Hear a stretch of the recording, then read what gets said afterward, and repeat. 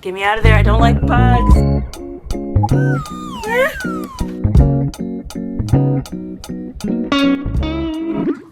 Mina genki, watashi wa karu, iya, tana, iya, rureta tansu. We just got back in Tokyo from a big trip across Japan. So today I'm just going to give you a couple real updates. Be forewarned, there is a reason I've been hiding this house from you guys for 2 years. I live with 2 little mini tornadoes that like to make a mess. This is not going to be the aesthetic that you're thinking of. It is going to be disaster survival toddlin chic, I think. House reveal. Dear future Loretta, I'm sorry I blew up your spot and showed everybody your dirty house. After our moving video, we had some questions asking about this house. It is a 30-year-old house that has already had a good, I want to say it's a 3-level house where at least 2 levels of it have had some pretty heavy renovations. No, we did not actually buy this house. The owner is a really nice guy and we talked to him. He started renovating it. Schmovid happened. So he basically was like, yeah, y'all go ahead and have it. So I'm glad that we're actually renting in the meantime because there has been a real learning curve. There have been some real quirks. Look at how deep this tub is. You can live in this thing. Now with 2 toddling tornadoes, its bath time is kind of always a question mark because when they're in there, like you're really in there, like each bath. And then this is one of the pieces that's still in progress. The plumbing is the first thing that I would want to change immediately. I've been trying to figure out how to reinstall this plumbing fixture and put a long bar that connects from here to here, change it from chrome to maybe like a matte black and do like a cute black shower. I think that would look like a really cute update. Conversations with the owner to happen soon. There is no insulation in these old Japanese houses. So this huge bathroom, when you get that shower going and it gets drippy and the water stops going, it is drippy. It is cold. But in winter in Japan, when there is ice breeze and there is no insulation around your knees, it is freezing. And there needs to be some sort of heating system or some sort of something because it is frigid. And that's something I'd actually kind of wonder is everyone who's updating their houses and their bathrooms, how are you heating your bathroom? For those of you who are traveling to Japan and thinking, I want a cool, chic house stay, machiya stay, home stay, old house stay, be kind of careful about bathrooms because even if the bathrooms are updated, your showers, your everything's just going to be ice. But this is our original breaker box. And then after a couple additions, we now also have this one, which is the kitchen and a new air conditioning unit that just runs straight up the back of the house. I'm pretty sure that says 40 amps. I'm pointing this out because one of the hidden costs of an older house, whether you renovate it or not, is actually going to be this cost, this lost, almost sunk cost of heating and non-insulation. So we are constantly running heaters, fans, coolers, dehumidifiers, and trying to sort of regulate this air that we don't have a lot of control over. In Japan, one of the biggest hacks is just to shut doors. Like for example, if you're in a space like this, shut that door, shut that door. Everybody get in one room, shut that door. I just calculated looking at sort of our electric bill over the year. We spend as much as 25000, about $250 a month just to heat and cool the house and keep it comfortable. And we're not doing the whole house. There is no insulation, so there's no real ambient heat or ambient chill. We just all tend to gather in one room or one level and just kind of keep that one level comfortable. So let's move on to the next culture shock, culture shock. Let's get this loofah down. Snaggetta.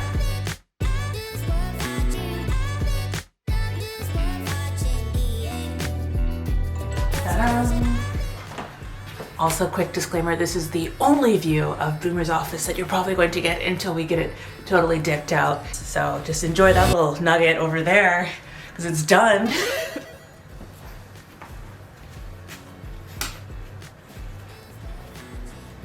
Say hi. Welcome to the guest room and the hub of travel. I found that this room didn't really need a lot except for maybe like a big va-va-boom mirror and maybe some lights, and that's kind of like enough to really update it for now. The only thing that I really want to touch in this room in terms of renovating it is taking out all of this older tatami mat and switching it into the Ryukyu style of tatami. Those sort of modern ones without these ribbons in between each mat.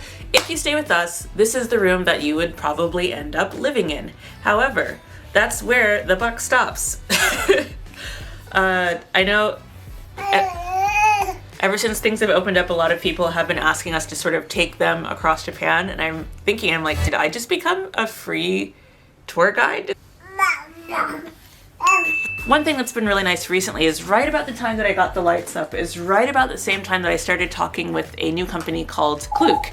I'll tell you a little bit more about this upstairs, but Klook is one of those one-stop, all-in-one services that you can use for travel, getting tickets, and saving a little bit of money. So it's been really nice just to tell people, oh, I'm not planning your trip. Klook is. So let me tell you a little bit about that upstairs. Follow us to the next room.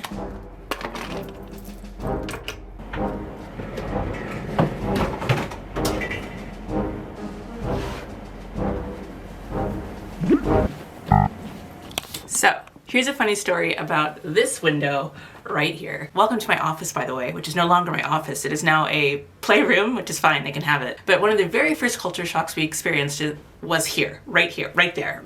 That window, right there. Our house basically is like wedged into the whole neighborhood, like a cute little cheese wedge on a cheese platter. If you guys remember our crazy stairs. So stairs, huh? Nothing bigger than about 65 centimeter squares can make it around the corner, the last bend of the stairs. So that means if we wanted to get anything in that's like bigger than an arm span, it had to come through, yep, this office on the second floor, because this is the only one that has the best access to an actual normal road. We bought a fridge, we thought we had it all good to go, and it didn't fit. The guys tried to bring it up the stairs, didn't fit. We tried to switch to a smaller fridge, didn't fit. The actual appliance store told us that we need to use their crane service to bring the fridge in through the window. And I remember telling my parents, like, well, don't worry, Mom, won't be a problem. We're just gonna use the crane and put it in through the second floor window. And they're like, what?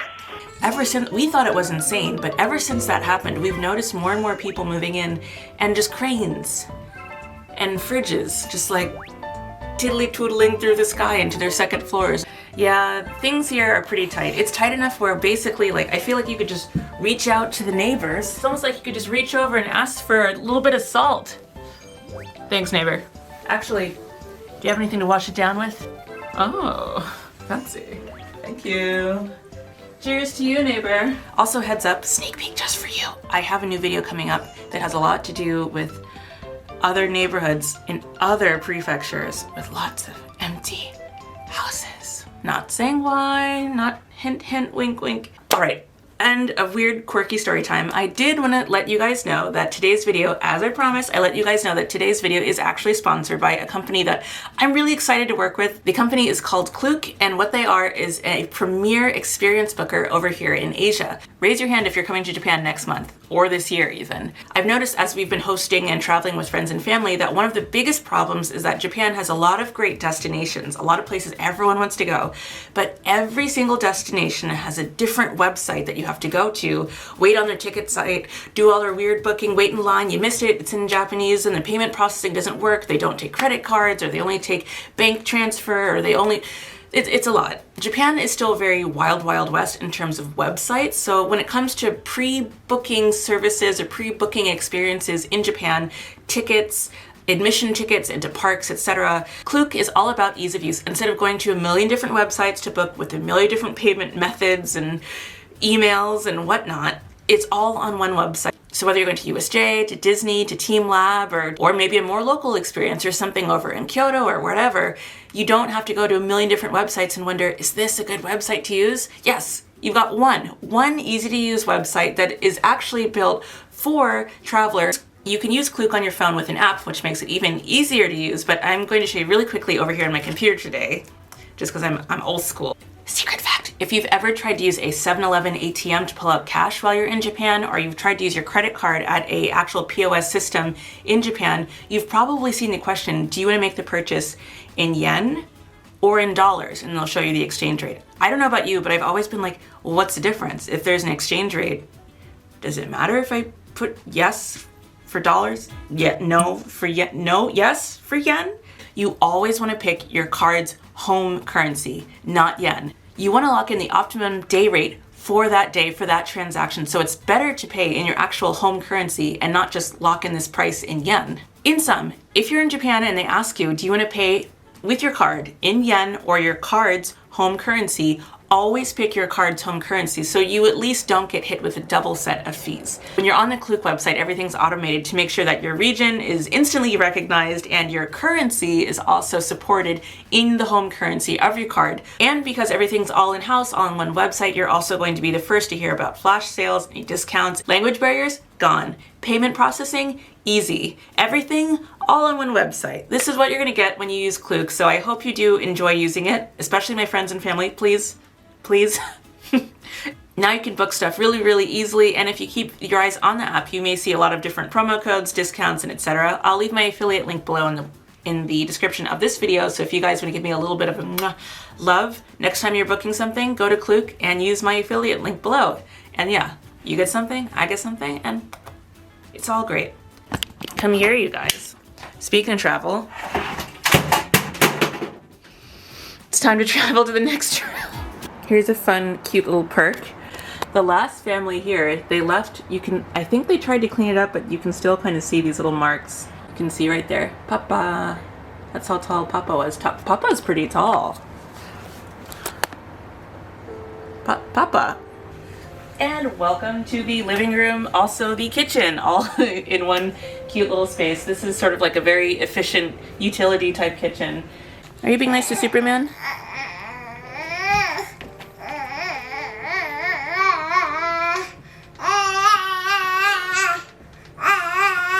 Stairs.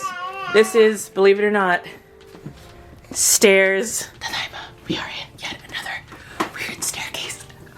Honestly, I would say the biggest update that we did to the house is right here. This right here is old Japanese house starter kit. If you're moving into an old Japanese house, these are the must-haves. Number one, dehumidifying baubles.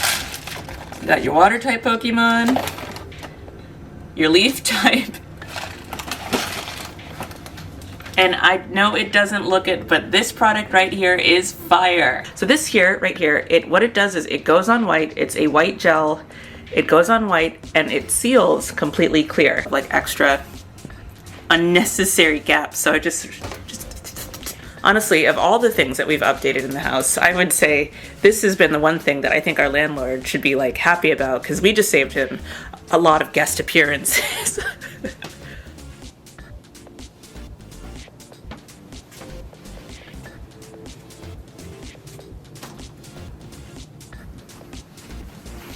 All right, now I would say one of the last culture shocks for sure is definitely weird storage.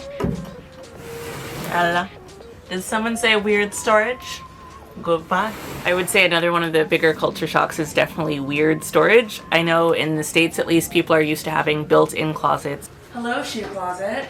And you're not going to see like big walk-in closets or big closet spaces with like hanger racks that you could just like that, or it's oshire, these kind of like split in half closets where you can't hang anything because there's a big like 3, 4, 5-inch hunk of wood down the middle that's supposed to hold your futons and your Japanese bedding.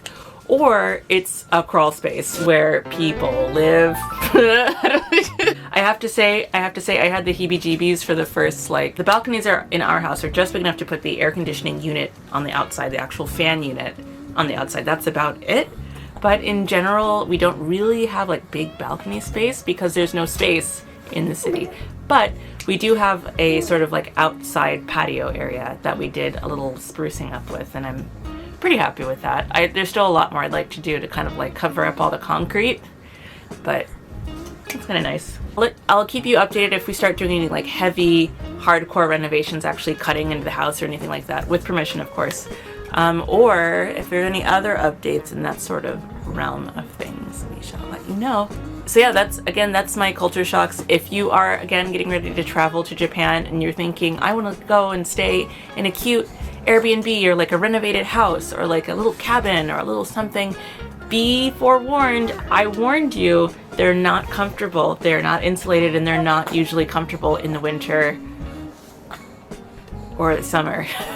では、今日もご視聴ありがとうございました. I think that's gonna be it. Thanks for watching. Bye!